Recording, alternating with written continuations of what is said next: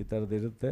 ದಯಮಾಡಿ ತಾವು ಬಹುಶಃ ರಾಜ್ಯದಲ್ಲಿ ಎಲ್ಲ ವಿಚಾರಕ್ಕಿಂತ ಈಗ ರಾಜಕೀಯ ವಿಚಾರನೇ ಜಾಸ್ತಿ ವಿಶ್ಲೇಷಣೆ ಆಗ್ತಾಯಿದೆ. ಅದು ನಾವು ಬೇಡ ಅಂದ್ರೂ ನಿಲ್ಲಲ್ಲ, ಅದ್ರ ಪಾಡಿಗೆ ಅದು ಮಾಧ್ಯಮದಲ್ಲಿ ಹೋಗುತ್ತೆ. ಆದರೆ ನನ್ನ ರಿಕ್ವೆಸ್ಟು ಅದ್ರ ಕಡೆ ಒಂದು 5 ನಿಮಿಷ ಗಮನ ಹರಿಸ್ತಲೇ ಇದು ಭಾಳ ರೈತರಿಗೆ ಉಪಯೋಗ ಆಗುವಂಥದ್ದು.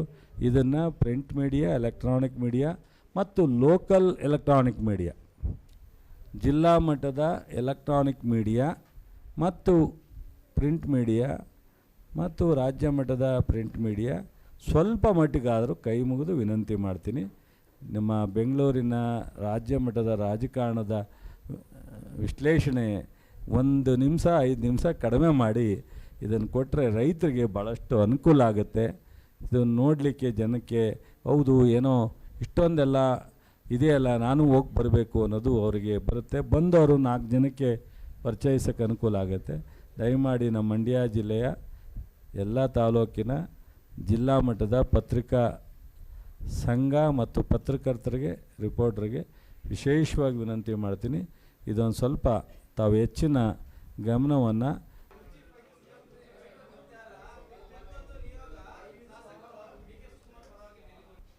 ನೋಡ್ರಿ. ನೀವೆಲ್ಲ ನಮ್ಮ ಜಿಲ್ಲೆಯವರು. ನಾನು ಭಾಳ ಖಾರವಾಗೂ ಬೆಂಗಳೂರಿನಲ್ಲಿ 2-3 ಪತ್ರಿಕೆಗೆ ರಿಯಾಕ್ಟ್ ಮಾಡಿದ್ದೀನಿ. ನೀವೆಲ್ಲ ನನ್ನ ಸ್ನೇಹಿತರು, ದಿನನಿತ್ಯ ನಿಮ್ಮ ಸಂಪರ್ಕದಲ್ಲಿರ್ತೀನಿ. ನಿಮಗೆ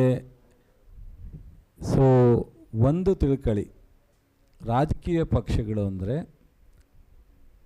ಸರ್ವೇ ಸಾಮಾನ್ಯ. ಈ ಥರದ ಚರ್ಚೆಗಳು ಇಲ್ಲದೆ ಇರತಕ್ಕಂಥದ್ದಕ್ಕೆ ಸಾಧ್ಯ ಇಲ್ಲ. ಸ್ವಾತಂತ್ರ್ಯದ ನಂತರ ಎಂತೆಂಥ ಸನ್ನಿವೇಶದಲ್ಲೂ ಸಹ ಇವೆಲ್ಲ ನಡೆದಿರ್ತಕ್ಕಂಥದ್ದನ್ನು ನೀವು ನೋಡಿದ್ದೀರ. ನಮಗೆ ಮುಖ್ಯಮಂತ್ರಿಗಳು ಮೊನ್ನೆ ಸ್ಪಷ್ಟಪಡಿಸಿದ್ದಾರೆ, 2.5 ವರ್ಷಕ್ಕೆ ಆಯಿತು ರೀಶಫಲ್ ಮಾಡಬೇಕು ಅಂತೇಳಿ ನಾನು ಹೈಕಮಾಂಡನ್ನು ಕೇಳಿದ್ದೀನಿ. ಹೈಕಮಾಂಡು 2.5 ವರ್ಷಕ್ಕೆ ಮಾಡೋಣ ಅಂತ ಹೇಳಿದರು. ಹಾಗಾಗಿ ನಾನು 2.5 ವರ್ಷಕ್ಕೆ ರೀಶಫಲ್ ಮಾಡೋಕ್ಕೆ ರೆಡಿಯಾಗಿದ್ದೀನಿ, ಹೈಕಮಾಂಡ್ ಅನುಮತಿ ತೊಗೊಂಡು ನಾನು ಮಾಡ್ತೀನಿ ಅಂತ ಹೇಳಿದ್ದಾರೆ. ಸೊ ಹೈಕಮಾಂಡು ನಿನ್ನೆ ನಮ್ಮ ಅಧ್ಯಕ್ಷರು ಸಹ, ಹೈಕಮಾಂಡ್ ಅಂತ ಅಂದರೆ ಅಧ್ಯಕ್ಷರ ನೇತೃತ್ವದಲ್ಲಿ ಒಂದು ನಮ್ಮ ರಾಜ್ಯಕ್ಕೆ ಒಬ್ಬ ಜನರಲ್ ಸೆಕ್ರೆಟ್ರಿ ಇದ್ದಾರೆ, ಇಡೀ ರಾಷ್ಟ್ರಕ್ಕೆ ಅಡ್ಮಿನಿಸ್ಟ್ರೇಟಿವ್ ಜನರಲ್ ಸೆಕ್ರೆಟ್ರಿ ಇದ್ದಾರೆ, ಜೊತೆಗೆ ನಮಗೆ ನಾಯಕರು ರಾಹುಲ್ ಗಾಂಧಿಯವರು ಇದ್ದಾರೆ. ಅವರು 4 ಜನ ಕೂತ್ಕೊಂಡು ತೀರ್ಮಾನ ಮಾಡಿ ಒಂದು ನಾವು ರೀಶಫಲ್ ಬಗ್ಗೆ ಅಥವಾ ರಾಜ್ಯದ ರಾಜಕಾರಣದ ಬಗ್ಗೆ ಒಂದು ಸ್ಪಷ್ಟವಾದಂಥ ಒಂದು ನಿರ್ದೇಶನವನ್ನು ಕೊಡ್ತೀನಿ ಅಂತೇಳಿ ಮೊನ್ನೆ ನಮ್ಮ ಮಲ್ಲಿಕಾರ್ಜುನ ಖರ್ಗೆ ಅವರು ಸಹ ಅವ್ರ ಮನೆ ಹತ್ರ ನೀವೆಲ್ಲ ಹೊರಗಡೆ ಕಾಯೋದು ಬೇಡ, ನನಗೂ ಬೇಜಾರಾಗೋದು ಬೇಡ, ನಿಮಗೂ ಬೇಜಾರಾಗೋದು ಬೇಡ ಅಂತ ಹೇಳಿದ್ದಾರೆ. ಬಹುಶಃ ನೀವು ಅದನ್ನು ಅರ್ಥ ಮಾಡ್ಕೊಂಡಿದ್ದೀರಾ ಅಂತ ಅನ್ಕೋತೀವಿ. ಸೊ ಸಿದ್ದರಾಮಯ್ಯನವರು ಡಿ ಕೆ ಶಿವಕುಮಾರ್ ಮಧ್ಯೆ ಇಷ್ಟೆಲ್ಲ ನಡೆದ್ರು. ನಿನ್ನೆ ಸಿಡ್ಲುಗಡದಲ್ಲಿ ಒಂದು ದೊಡ್ಡ ಫಂಕ್ಷನ್ ಆಗಿದೆ. ಇಬ್ಬರು ಜೊತೆಯಲ್ಲೇ ಫಂಕ್ಷನಲ್ಲಿ ಅನ್ಯೋನ್ಯವಾಗಿ ರಾಜ್ಯದ ರಾಜಕಾರಣವನ್ನು, ಸರ್ಕಾರದ ವಿಚಾರಗಳನ್ನ ಡಿಸ್ಕಸ್ ಮಾಡ್ಕೊಂಡು ಫಂಕ್ಷನ್ ಅಟೆಂಡ್ ಮಾಡಿದ್ದಾರೆ. ಈ ಥರದ್ದು ಎಲ್ಲರೂ ನೋಡಿರ್ಲಿಕ್ಕೆ ಸಾಧ್ಯನಾ ನೀವು? ಬಿ ಜೆ ಪಿನಲ್ಲಿ ಇವತ್ತು ಸಹ ಯತ್ನಾಳು ವಿಜೇಂದ್ರ ಜೊತೆಲಿ ಇರ್ತಾರ, ಅಥವಾ ರಮೇಶ್ ಜಾರಕಿಹೊಳಿ ನಮ್ಮ ಅಶೋಕ್ ಜೊತೆಲಿರ್ತಾರ, ಅಥವಾ ಕುಮಾರ್ ಬಂಗಾರಪ್ಪ ಅಥವಾ ಇನ್ನೊಬ್ಬರು ಜೊತೆಲಿರ್ತಾರ? ನಮ್ಮಲ್ಲಿ ರೀಶಫಲ್ ಟೈಮ್ ಅಂದರೆ ಶಾಸಕರು ಮಂತ್ರಿ ಆಗಬೇಕು ಅನ್ನೋ ಆಸೆ ಇರುತ್ತೆ. ಅದರಿಂದ ಶಾಸಕರು ಡೆಲ್ಲಿಗೆ ಹೋಗಿದ್ದಾರೆ, ಸಿದ್ದರಾಮಯ್ಯವ್ರ ಹತ್ರ ಹೋಗ್ತಾರೆ, ಡಿ ಕೆ ಅವ್ರ ಹತ್ರ ಹೋಗ್ತಾರೆ, ವೇಣುಗೋಪಾಲ್ ಹತ್ರ ಹೋಗ್ತಾರೆ, ಸಹಜವಾದದ್ದು. ಮತ್ತು ಜೊತೆಗೆ ಡಿ ಕೆ ಶಿವಕುಮಾರ್ ಅವರು ಮುಖ್ಯಮಂತ್ರಿ, ನನಗೂ ಒಂದು ಅವಕಾಶ ಕೊಡಿ ಅಂತ ಅವ್ರು ಕೇಳ್ತಾಯಿದ್ರು. ಇಷ್ಟೇ. ಇದನ್ನೆಲ್ಲವನ್ನೂ ತೀರ್ಮಾನ ಮಾಡೋರು ನಮ್ಮ ಪಕ್ಷದ ಹೈಕಮಾಂಡ್. ಖರ್ಗೆ ಅವರು, ರಾಹುಲ್ ಗಾಂಧಿಯವರು, ವೇಣುಗೋಪಾಲ್, ಸುರ್ಜೇವಾಲಾ ಮೇಡಮ್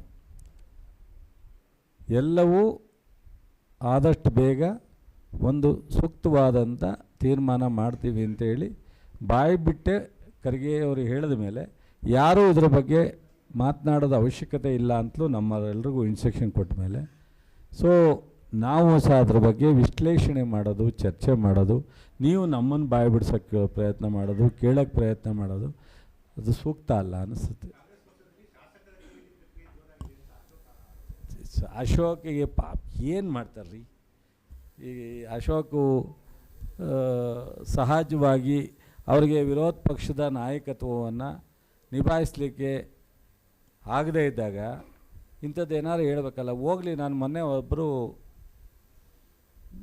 ಹೇಳಿದೆ ಮಾಧ್ಯಮ ಸ್ನೇಹಿತರಿಗೆ ಏರ್ಪೋರ್ಟಲ್ಲಿ, ನಮ್ಮ ಸರ್ಕಾರ ರಚನೆ ಆದ ಇಲ್ಲಿವರೆಗೆ ವಿರೋಧ ಪಕ್ಷರು ಕೊಟ್ಟಿರೋ ಮಾಹಿತಿ ಆಧಾರವಾಗಿ ಇಟ್ಕೊಂಡು ನಮ್ಮ ಮೀಡಿಯಾ ಅನಿವಾರ್ಯ ಮಾಡಲೇಬೇಕಾಗುತ್ತೆ, ಮಾಡಿದಾರಲ್ಲ. ಯಾವುದಾದ್ರು ಒಂದು ಸಕ್ಸಸ್ ಆಗಿದೆಯಾ ತೋರಿಸಿ ನನಗೆ. ಯಾವುದಾರ ವಿಚಾರ, ರಾಜಕೀಯ ಅಥವಾ ಸರ್ಕಾರ ಅಥವಾ ಪಕ್ಷ, ಯಾವುದಾರ ವಿಚಾರದಲ್ಲಿ ಒಂದು ಸಕ್ಸಸ್ ಆಗಿದ್ದರೆ ನನ್ನನ್ನು ಕ್ವಶನ್ ಕೇಳಿ ನಾನು ಅದಕ್ಕೆ ಹೇಳ್ತೀನಿ. ನೋಡಿ, ನಾನು ಒಂದು ಮಾತಾಡಿದ್ರೆ ಅದು 80-21 ಹಂಗೆ ಒಂದು 60-70% ಸತ್ಯ ಇರಬೇಕು. ಬಿಡೆ ಅವತ್ತು ಮಾತಾಡಿದ್ರು ಕರೆಕ್ಟ್ ಕಣೆ ಅನ್ನಬೇಕು. ಹಿಂದೆ ಪತ್ರಿಕೆಯಲ್ಲಿ ರೈಟಿಂಗ್ ಬಂದರೆ ದೇಶದ ರಾಜಕಾರಣನೇ ಗಡಗಡಗಣ ನಡಗರು, ಅಸೆಂಬ್ಲಿ ಒಳಗಡೆ ಹೋಗಿ ಬರಲಿಕ್ಕೆ ಮಂತ್ರಿಗಳು ನಡಗರು. ಇವತ್ತು ಅವರು ವಿರೋಧ ಪಕ್ಷದ ಮಾತು ಕೇಳ್ಕೊಂಡು ನೀವು ಏನೂ ಮಾಡೋಂಗಿಲ್ಲ ಪತ್ರಿಕೆಯಲ್ಲಿ ಅಥವಾ ಮೀಡಿಯಾದಲ್ಲಿ ಮಾಡಬೇಕಾಗತ್ತೆ. ಅವರು ನಿಮ್ಮನ್ನು ಸಹ ಇವತ್ತು ಅನುಮಾನಾಸ್ಪದವಾಗಿ ನೋಡೋವಂಥ ಪರಿಸ್ಥಿತಿಗೆ ತರ್ತಾರೆ. ನಾನು ವೈಯಕ್ತಿಕ ತಮಾಷೆಗೆ ಹೇಳ್ತಾ ಇಲ್ಲ, ಸೀರಿಯಸ್ಸಾಗಿ ಹೇಳ್ತಾಯಿದ್ದೆ. ಕೆಲವರು ಮಾತನಾಡೋ ರೀತಿನ ನೀವು ಗಂಭೀರವಾಗಿ ತಗೊಳ್ಳದೇ ಇದ್ದರೆ ಈ ಥರದ್ದೆಲ್ಲ ಆಗ್ತದೆ. ಈಗ ನಾನು ಹೇಳಿಕೆ ಕೊಡ್ತೀನಿ, ಮಂಡ್ಯದಲ್ಲಿ ಬಂದಾಗ ನಾನು ಮಂತ್ರಿಯಾಗಿ ಎಷ್ಟು ವರ್ಷದಿಂದ ಕೆಲಸ ಮಾಡ್ತಾಯಿದ್ದೀನಿ. ನಾನು ಹೇಳಿಕೆ ಕೊಡೋದ್ರಲ್ಲಿ ಯಾವುದಾದ್ರೂ ಈ ಥರದ ಲಘುವಾಗಿ ಹೇಳ್ತಕ್ಕಂಥದ್ದು ಯಾವುದಾದ್ರು ಒಂದಿದ್ದರೆ ಹೇಳಿ. ಎಲ್ಲಿ ಹೇಳಿದ್ರು? ಎಲ್ಲಿ ಹೇಳಿದ್ರು? ನಿಮ್ಗೆ ಹೇಳಿದ್ರಾ? ನೋಡಿ, ಒಂದು ನಿಮಿಷ, ಒಂದು ನಿಮಿಷ, ಅದಕ್ಕೆ ಹೇಳ್ತೀನಿ ಕೇಳಿ. ಅವರು ಹೇಳ್ತೀನಿ, ಅದಕ್ಕೆ ಅವ್ರು ಕೌಂಟ್ರ್ ಕೊಟ್ರಾ? ಒಂದು ನಿಮಿಷ ಹೇಳೇ ಬಿಡ್ತೀನಿ ಕೇಳಿ. CM ಅವರು 100 ಸರಿ ಹೇಳೋರು ಅಲ್ಟಿಮೇಟ್ ಹೈಕಮಾಂಡ್ ತೀರ್ಮಾನ ಅಂತ. ನೀವು ಪದೇ ಒಂದು ನಿಮಿಷ ಕೇಳಪ್ಪ ಬ್ರದರ್, ಒಂದು ನಿಮಿಷ ಹೇಳ್ತೀನಿ, ಅದಕ್ಕೂ ಹೇಳ್ತೀನಿ ಅಲ್ಲ, ಅದಕ್ಕೂ ಹೇಳ್ತೀನಿ. ನೀವು ಹೋಗ್ಬಿಟ್ಟು ಹಿಂಗೆ ಸರ್ ನೀವು ಬಜೆಟ್ ಮಾಡ್ತೀರಾ ಸರ್, ನೀವು ಯಾವಾಗ ರಾಜೀನಾಮೆ ಕೊಡ್ತೀರಾ ಸರ್ ಹಂಗಂದರೆ ಒಂದು ನಿಮಿಷ ಕೇಳಿ. ಹಂಗೇನೆ ಯಾರಿಗೆ ಆಗಲಿ, ನೀವು ನಾವು ಮನುಷ್ಯರೇ ಅಲ್ವಾ, ಯಾರೇ ಆಗಲಿ ನಾಳೆ ಬೆಳಗ್ಗೆ ರಾಜೀನಾಮೆ ಕೊಡ್ತೀನಿ, ನಾಳೆ ಬೆಳಗ್ಗೆ ನಾನು ಅಧಿಕಾರ ಬಿಡ್ತೀನಿ, ಯಾರೂ ಹೇಳೋಕ್ಕಾಗಲ್ಲ. ನೀವು ಹೇಳೋಕ್ಕಿಲ್ಲ, ನಾವು ಹೇಳೋಕ್ಕಿಲ್ಲ, ಯಾರು ಹೇಳೋಕ್ಕಿಲ್ಲ. ಅವರು ಒಟ್ಟೆ ಒಂದೇ ಹೈಕಮಾಂಡ್ ತೀರ್ಮಾನ ಅಂತ. ಆಮೇಲೆ ಡೆಪ್ಟಿ CM ಅವರು ಹೌದು, ಅವರು 5 ವರ್ಷ ನಾನೇ ಸಂತೋಷ. ಅವ್ರು ಹೇಳಿದ್ಮೇಲೆ ನಮ್ಮದೇನಿದೆ, ನಮ್ಮ ಪಕ್ಷದ ಹಿರಿಯವರು, ನಮ್ಮ ನಾಯಕರು ಅವ್ರು ಹೇಳಿದ್ಮೇಲೆ ನಂದೇನು ತಗರಾಲಿಲ್ಲ ಅಂತ ಹೇಳಿರೋವಿನ ಅವ್ರು ಯಾಕೆ ಹಂಗೆ ಹೇಳಿದ್ರು ಅಂತ ಯಾವಾಗಾರ ಕೇಳೋರ? ಪ್ರಶ್ನೆ ಇಲ್ಲ. ಅದರಿಂದ ನಾನು ನಿಮ್ಗೆ ಹೇಳಿದ್ದು ಇದೇನೂ ಸತ್ವ ಇಲ್ಲ. ಏನೋ ನಡೀತಾ ಇದೆ, ರಾಜಕೀಯ ಚರ್ಚೆ ಆಗ್ತಾ ಇದೆ. ಇವತ್ತು ನಾಳೆ ಏನಾಗುತ್ತೋ ಎಂತಾಗುತ್ತೋ ಅಂತ ಅನಿವಾರ್ಯ, ನೀವು ಮಾಡಬೇಕಾಗುತ್ತೆ, ಮಾಡ್ತೀರಾ. ಇದರಲ್ಲಿ ಅಶೋಕು ಮತ್ತು ಈ ಕುಮಾರಸ್ವಾಮಿಯವರು ಇವತ್ತೇ ನಾಳೆ ಕೊಟ್ಟೋಗುತ್ತೆ, ನಾನು ರೆಡಿ ಆಯ್ತಾ ಇದ್ದೀನಿ ಪಂಚೆ ಉಟ್ಕೊಂಡು ಅಂತ ಅಂದರೆ ನಾವೇನು ಮಾಡಲಿ? ಈಗ ಕೊಟ್ಟ ಅಧಿಕಾರನ 5 ವರ್ಷವೂ ಮಾಡ್ಬೋದಾಯಿತು, ಮಾಡೋಕ್ಕಾಗಲಿಲ್ಲ. ಅಧಿಕಾರ ಬೇಕು ಅಂತ ಬಯಸೋದು, ಅಧಿಕಾರ ಸಿಕ್ಕಿದಾಗ ಅಧಿಕಾರ ಮಾಡಲ್ಲ. ಅದರಿಂದ ಯಾಕೆ ತಲೆ ಕೆಡ್ಸ್ಕೊತೀರಾ? ದಯಮಾಡಿ ಸ್ನೇಹಿತರೆ, ಎಲ್ಲ ಊಟ ಟೈಮ್ ಆಗಿದೆ, ಊಟ ಮಾಡಿ.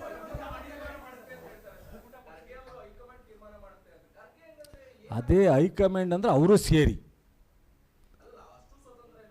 ಹೌದ್ರಿ, ಒಂದು ನಿಮಿಷ, ಯಾವ ಪಕ್ಷನೂ ಸಿಂಗಲ್ಲಾಗಿ ತೀರ್ಮಾನ ಮಾಡಿರೋರ ಪಕ್ಷ ಉಳಿದಿಲ್ಲ. ಸಾಮೂಹಿಕ ನಾಯಕತ್ವ ಹೆಗಡೆ ನಮ್ಮ ಕಾಂಗ್ರೆಸ್ ರಾಷ್ಟ್ರೀಯ ಅಧ್ಯಕ್ಷರು ಖರ್ಗೆಯವರಾದ್ರೂ ಅವ್ರಿಗೆ ಒಂದು ಟೀಮ್ ಇರುತ್ತೆ.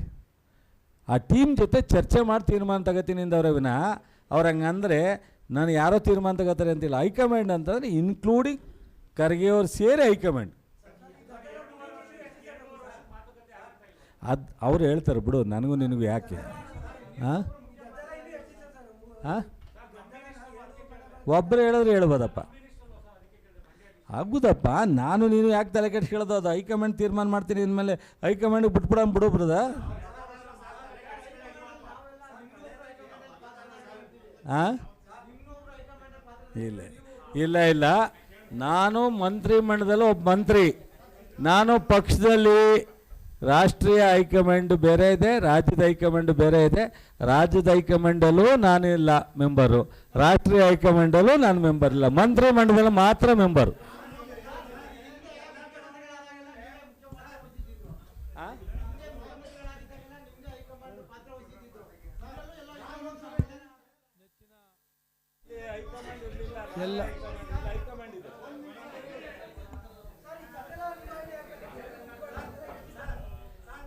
ಎಲ್ಲವೂ ಆದಷ್ಟು ಬೇಗ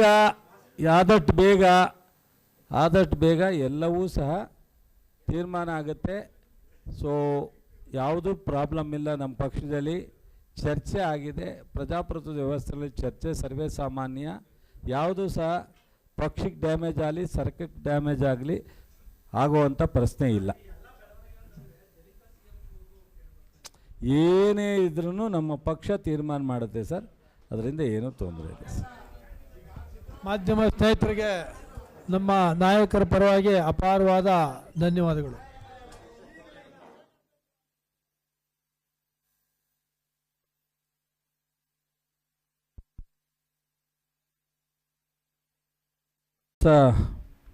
ಪತ್ರಕರ್ತರ ನೂತನ ಸಂಘದ ಎಲ್ಲ ಅಧ್ಯಕ್ಷರು ಮತ್ತು ಪದಾಧಿಕಾರಿಗಳಿಗೆ ಅಭಿನಂದನೆಯನ್ನು ಸಲ್ಲಿಸ್ತಾ, ಇವತ್ತಿನ ಮುಖ್ಯ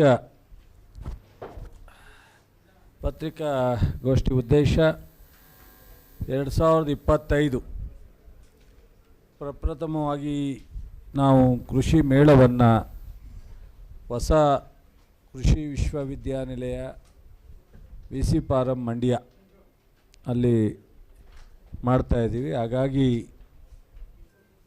ಒಂದು ವಿಶೇಷವಾದಂಥ ನಿಮ್ಮೆಲ್ಲರಿಗೂ ಮೂಲಕ ಈ 5 ಜಿಲ್ಲೆಯ ರೈತರಿಗೆ ಮತ್ತು ಅಕ್ಕಪಕ್ಕದ ರಾಜ್ಯದ ಎಲ್ಲರೂ ರೈತರು ಭಾಗವಹಿಸಲಿಕ್ಕೆ ಒಂದು ಆಹ್ವಾನವನ್ನು ತಮ್ಮ ಮೂಲಕ ಕೊಡಬೇಕು ಅನ್ನೋ ಉದ್ದೇಶದಿಂದ ಈ ಒಂದು ಪತ್ರಿಕಾಗೋಷ್ಠಿಯನ್ನು ಇಟ್ಕೊಂಡಿದ್ದೀನಿ.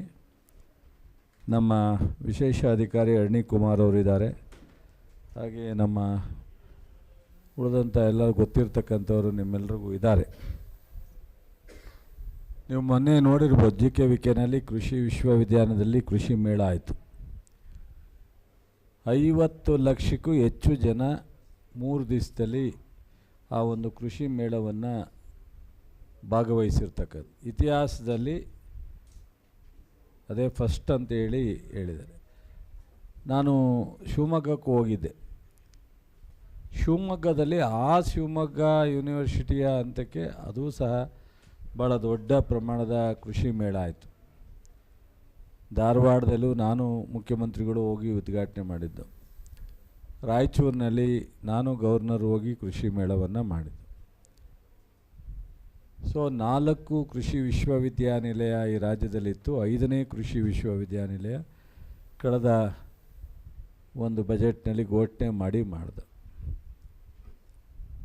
ಪಾಪ ಬೇರೆಯವರು ಟೀಕೆ ಮಾಡ್ತಾರೆ, ಅವ್ರಿಗೆ ಹೊಟ್ಟೆ ತುಂಬೋದೇ ಟೀಕೆ ಮಾಡೋದ್ರಲ್ಲಿ. ಕೆಲಸ ಮಾಡೋದ್ರಲ್ಲೆಲ್ಲ ಹೊಟ್ಟೆ ತುಂಬೋದು, ಟೀಕೆ ಮಾಡೋದ್ರಲ್ಲಿ ಹೊಟ್ಟೆ ತುಂಬ್ತದೆ. ನಮಗೆ ಕೆಲಸ ಮಾಡೋದ್ರಲ್ಲಿ ಹೊಟ್ಟೆ ತುಂಬ್ತೀವಿ. ನಾವು ಕೆಲಸ ಮಾಡಿ ತೃಪ್ತಿ ಪಡ್ತೀವಿ, ಅವ್ರು ಇನ್ನೊಬ್ಬರನ್ನ ಟೀಕೆ ಮಾಡಿ ತೃಪ್ತಿ ಪಡ್ತೀವಿ. ಏನಾರು ಮಾಡಿ ಒಳ್ಳೆಯದಾಗಲಿ ವಿಶ್ವವಿದ್ಯಾನಿಲಯ ಬಂದಿದೆಯಲ್ಲ ಅಂತ ಹೇಳೋಕ್ಕಲ್ಲ ಅವರು. ನಾನು ನೋಡ್ತೀನಿ ವಿಶ್ವವಿದ್ಯಾನಿಲಯ, ನಾನು ನೋಡ್ತೀನಿ ಮಾಡೋದನ್ನ ನೋಡ್ತೀನಿ, ಒಂದು ವರ್ಷಕ್ಕೆ ಏನೇನಾಗುತ್ತೆ. ನಾನು ಅನ್ನೋದಕ್ಕಿಂತ ಹೆಚ್ಚಾಗಿ ನಾವು ಈ ಜಿಲ್ಲೆಗೆ ಏನೇನನ್ನು ನಾವು ಅಧಿಕಾರದಲ್ಲಿದ್ದಾಗ ಅಭಿವೃದ್ಧಿಗೆ ಜನಪರವಾದಂಥ ಕಾರ್ಯಕ್ರಮವನ್ನು ತಂದಿದ್ದೀವೋ ಅವೆಲ್ಲವನ್ನು ಸಕ್ಸಸ್ಫುಲ್ಲಾಗಿ ತಂದಿದ್ದೀವಿ. ಯಾವುದನ್ನು ಸುಮ್ಮನೆ ಕಾಟಾಚಾರಕ್ಕೆ ತಂದು ಹೋಗೇ ಇಲ್ಲ. ಕಾಟಾಚಾರದ ಕೆಲಸ ಮಾಡೇ ಇಲ್ಲ. ನಾನು ಮಂತ್ರಿ ಇದ್ದಾಗ ಸಾರ್ವಜನಿಕರ ಕೆಲಸ ಇರ್ಬೋದು, ಜಿಲ್ಲೆಯ ಅಭಿವೃದ್ಧಿ ಇರ್ಬೋದು, ಯೋಜನೆಗಳಿರ್ಬೋದು, ನಿರಂತರವಾಗಿ ನಾನು ಸಾಮಾನ್ಯವಾಗಿ ನಾನು ಸಾಮಾನ್ಯ ಅಷ್ಟೇ, ನನ್ನ ಕೆಲಸ ಸಾಮಾನ್ಯ ಅಲ್ಲ. ನಾನು ಸಾಮಾನ್ಯ ಒಬ್ಬ ರೈತರ ಕುಟುಂಬ ಅಷ್ಟೇ. ಬಿಟ್ಟರೆ ನಾನು ಮಾಡೋ ಕೆಲಸ ಯಾವುದು ಸಾಮಾನ್ಯವಾದಲ್ಲ, ಈ ಜಿಲ್ಲೆಗೆ ಉಪಯೋಗ ಆಗ್ತಕ್ಕಂಥ ಕೆಲಸನೇ ನಾನು ಮಾಡಿರ್ತಕ್ಕಂಥದ್ದು. ಈ ಥರದ ಯೂನಿವರ್ಸಿಟಿಗಳು ಪ್ರಾರಂಭ ಆದ ಒಂದೇ ವರ್ಷದಲ್ಲಿ ಸ್ಟೇಟಸ್ಸು ಮತ್ತು ಅಭಿವೃದ್ಧಿ ಇತಿಹಾಸದಲ್ಲಿ ಎಲ್ಲಿ ಸಿಕ್ಕಿದೆಯೋ ಸಿಕ್ಕಿಲ್ವೋ ಗೊತ್ತಿಲ್ಲ. ಅಥವಾ ಸಿಕ್ಕಿದರೆ ಅಥವಾ ಒದಗಿದ್ರೆ ಒಂದೋ ಎರಡೋ ಇರ್ಬೋದು, ಇಲ್ಲ ಅಂತಲೂ ನಾನು ಹೇಳಲ್ಲ. ಮೊದಲನೇ ವರ್ಷದಲ್ಲೇ 100 ಕೋಟಿ ಬೇಕಾಗ್ತಕ್ಕಂಥ ಇನ್ಫ್ರಾಸ್ಟ್ರಕ್ಚರ್ಗೆ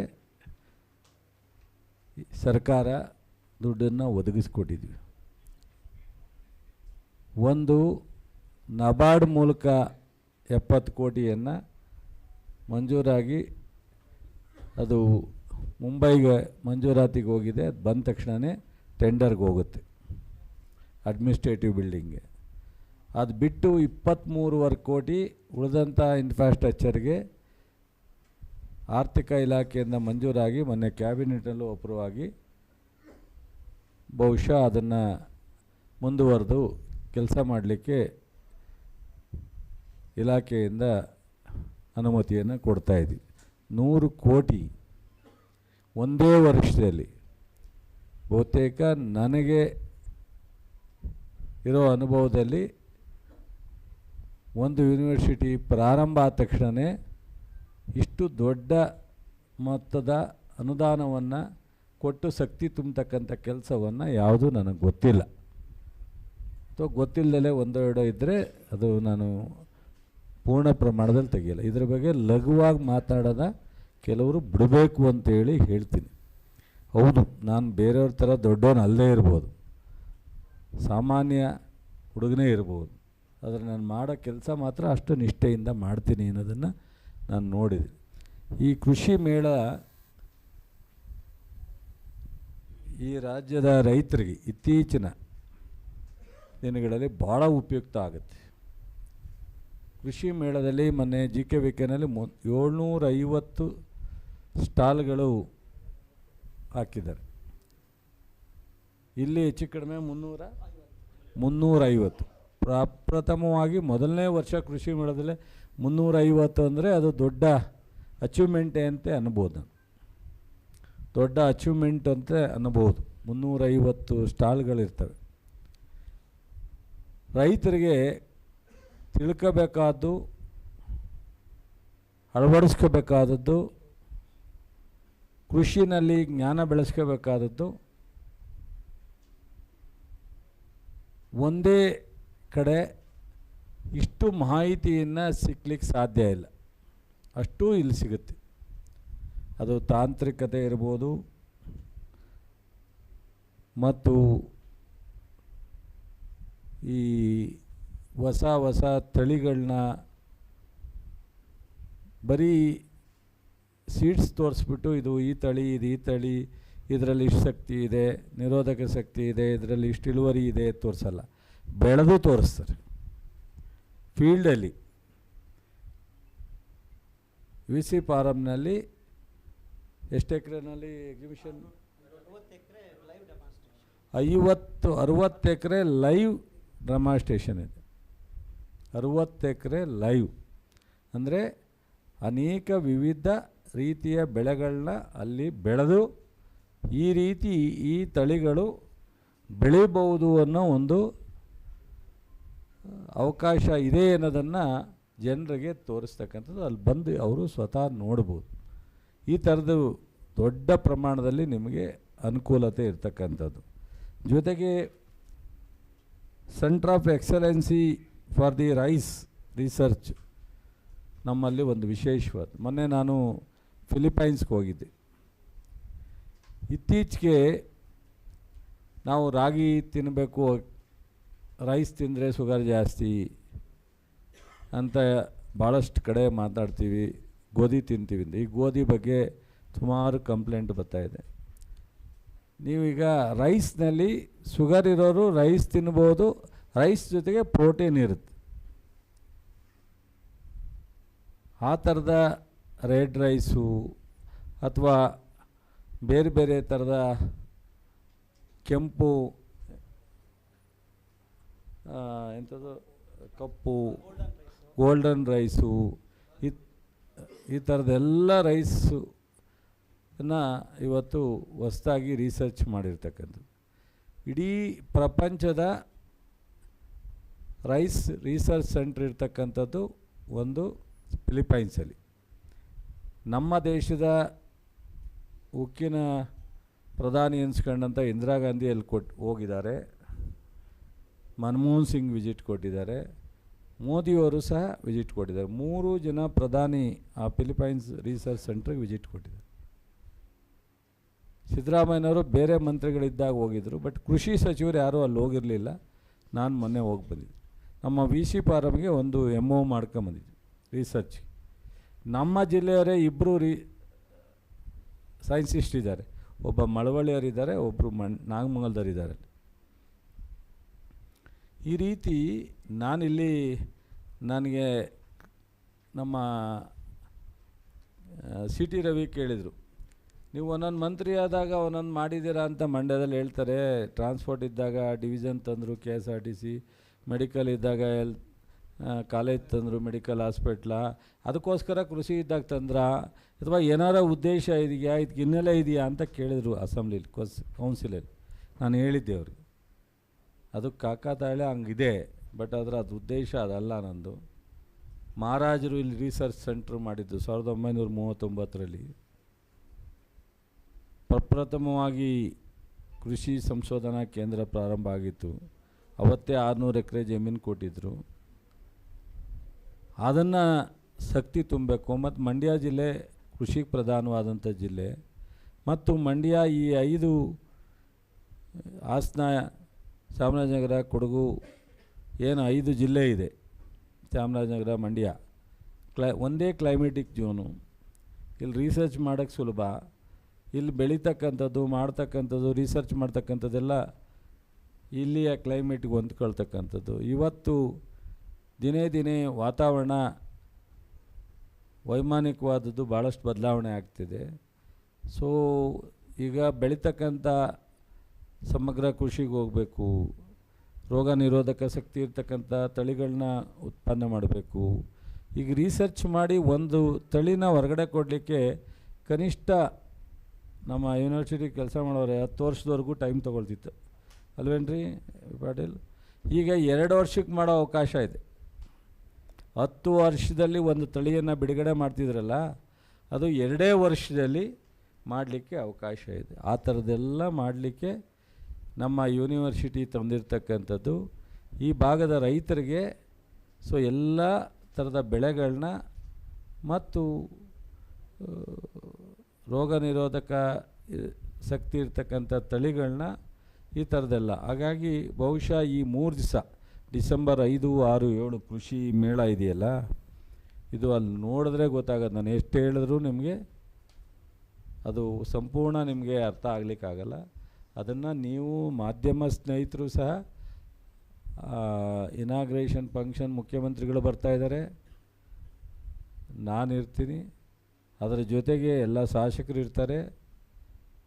ಆ ದಿವಸ ಬಿಟ್ಬಿಡಿ, ಅದಲ್ಲದೆ ನೀವು ಹೋಗ್ಬೇಕು. ನಿಮಗೆ ಪ್ರತ್ಯೇಕವಾಗಿ ನಾನು ನಮ್ಮ ಜಿಲ್ಲಾಧಿಕಾರಿಗಳಿಗೆ ಹೇಳಿ ವಾಹನ ಮಾಡಿಕೊಡ್ತೀನಿ, ನಮ್ಮ ವಿಶೇಷಾಧಿಕಾರಿಗಳಿಗೆ ಹೇಳಿ ನೀವು ಬೆಳಗ್ಗೆ ಹೋದರೆ ಸಾಯಂಕಾಲದವರೆಗೂ ಊಟ, ತಿಂಡಿ, ಕಾಫಿ ಎಲ್ಲ ವ್ಯವಸ್ಥೆ ಮಾಡಿಕೊಡ್ತೀನಿ. ಓಡಾಡಬೇಕು. ಆವಾಗ ನಿಮಗೆ ಕೃಷಿ ಮೇಳ ಅಂದರೆ ಏನೋ ಒಂದು ಕೃಷಿ ಮೇಳ ಅಂದರೆ ಜನ ಬರ್ತಾರೆ, ಹೋಯ್ತಾರೆ, ಆಗ್ತಾರೆ ಅಂತಲ್ಲ. ಕೃಷಿ ಮೇಳ ಏನು, ಕೃಷಿ ಮೇಳ ಯಾಕೆ ಮಾಡ್ತಾರೆ, ಕೃಷಿ ಮೇಳದಿಂದ ಏನೆಲ್ಲ ಉಪಯೋಗ ಆಗುತ್ತೆ, ಇದರ ಅನುಕೂಲ ಜನರಿಗೆ ಏನು ತಲುಪಿಸ್ಲಿಕ್ಕೆ ಸಾಧ್ಯ ಅನ್ನೋದ್ರ ಬಗ್ಗೆ ನೀವು ಒಂದು ರಿಪೋರ್ಟ್ ಮಾಡಲಿಕ್ಕೆ ಅನುಕೂಲ ಆಗುತ್ತೆ. ನೀವು 1 ಡೇ ಪೂರ್ತಿ, ನನ್ನ ಅನಿಸಿಕೆ ಏನಾದರೂ ಆ 3 ದಿವಸದಲ್ಲಿ 1 ಡೇ ನೀವು ಪೂರ್ಣ ಪ್ರಮಾಣದಲ್ಲಿ ಅಲ್ಲಿ ತೊಡಗಿಸ್ಕೋಬೇಕು ಅಂತೇಳಿ. ಯಾಕೆಂದರೆ ತಮಗೆ ಅರ್ಥ ಆದರೆ, ತಾವು ಅದನ್ನು ತಿಳ್ಕೊಂಡ್ರೆ ಲಕ್ಷಾಂತರ ಜನ ರೈತರಿಗೆ ತಿಳಿಸ್ಲಿಕ್ಕೆ ಅನುಕೂಲ ಆಗುತ್ತೆ. ಸೊ ಅದರಿಂದ ನೀವೆಲ್ಲರೂ ಸಹ ಒಂದೇ ಪೂರ್ಣ ಪ್ರಮಾಣದಲ್ಲಿ ಅಲ್ಲಿ ಹೋಗಬೇಕು ಅನ್ನೋದು ನನ್ನ ವಿನಂತಿ. 5ನೇ ತಾರೀಕು ಮುಖ್ಯಮಂತ್ರಿಯವರು ಕೃಷಿ ಮೇಳವನ್ನು ಉದ್ಘಾಟನೆ ಮಾಡ್ತಾರೆ. ಆವಾಗ ಜಿಲ್ಲೆಯ ಎಲ್ಲ ಶಾಸಕರು ನಾನು ಸಹ ಅವ್ರ ಜೊತೆಯಲ್ಲಿ ಇರ್ತೀನಿ. ಜೊತೆಗೆ ನಾನು ಹೇಳಿದಾಗೆ so excellence for rice research ಸೆಂಟ್ರನ್ನು ಸಹ ಅಲ್ಲಿ ನಾವು ಪ್ರಾರಂಭ ಮಾಡ್ತಾಯಿದ್ದೀವಿ. ಅದರ ಜೊತೆಗೆ UGC ಈಗ ಸ್ಟೇಟಸ್ ಸಿಕ್ಕಿದೆ ಮೊನ್ನೆ ಕೇಂದ್ರ ಸರ್ಕಾರದಿಂದ. ಸೊ ಭಾಳ ಬೇಗನೆ ಸಿಕ್ಕಿದೆ, UGC ಸ್ಟೇಟಸ್ ಸಿಕ್ಕಿದೆ. ಇನ್ನೊಂದು ICR ಒಂದು ಆಟೋಮೆಟಿಕ್ಕಾಗಿ UGC ಸಿಕ್ಕಿದ ಮೇಲೆ ICR ಸಿಗುತ್ತೆ. ಅಲ್ಲಿ ಸಿಕ್ಕಿದ್ರೆ ನಾವು 100 ಕೋಟಿ ಹಣ ಈಗ ಟೆಂಡ್ರ್ ಆಗಿದೆ ಕಂಪ್ಲೀಟ್. ಇನ್ನು ಮುಂದೆ ನಾನು ಒಬ್ಬ ಕೃಷಿ ಸಚಿವನಾಗಿ ಸರ್ಕಾರದ ಜವಾಬ್ದಾರಿಯಿಂದ ಮಾತಾಡಬಾರ್ದು. ಶಿವಮೊಗ್ಗ 2013ರಿಂದ ಪ್ರಾರಂಭ ಆಗಿದೆ, 2008ರಲ್ಲಿ ಘೋಷಣೆ ಆಗಿತ್ತು. 2008ರಲ್ಲಿ ಘೋಷಣೆ ಆದರೆ 2013ಕ್ಕೆ ಟೋಕನ್ ಅಡ್ವಾನ್ಸ್. ಆದರೆ ಇಲ್ಲಿ ಘೋಷಣೆ, ಅಪ್ರೂವಲ್ಲು, ಹಣ ಎಲ್ಲ ಒಂದೇ ವರ್ಷದಲ್ಲಿ ಬಿಡುಗಡೆ ಆಗಿರ್ತಕ್ಕಂಥದ್ದು. ಇದೇ ಮೊದಲನೇ ಯೂನಿವರ್ಸಿಟಿ. ಇದೇ ಚಲುವರಾಯಸ್ವಾಮಿಯವರ ಮತ್ತು ಕಾಂಗ್ರೆಸ್ಸಿನ ಸಿದ್ದರಾಮಯ್ಯ DK ಶಿವಕುಮಾರ್ ಶಾಸಕರ ಕೆಲಸ ಅಂತೇಳಿ. ಸೊ ಟೀಕೆ ಮಾಡೋರು ಟೀಕೆ ಮಾಡಲಿ, ಕೆಲಸ ಮಾಡೋರು ಕೆಲಸ ಮಾಡೋಣ.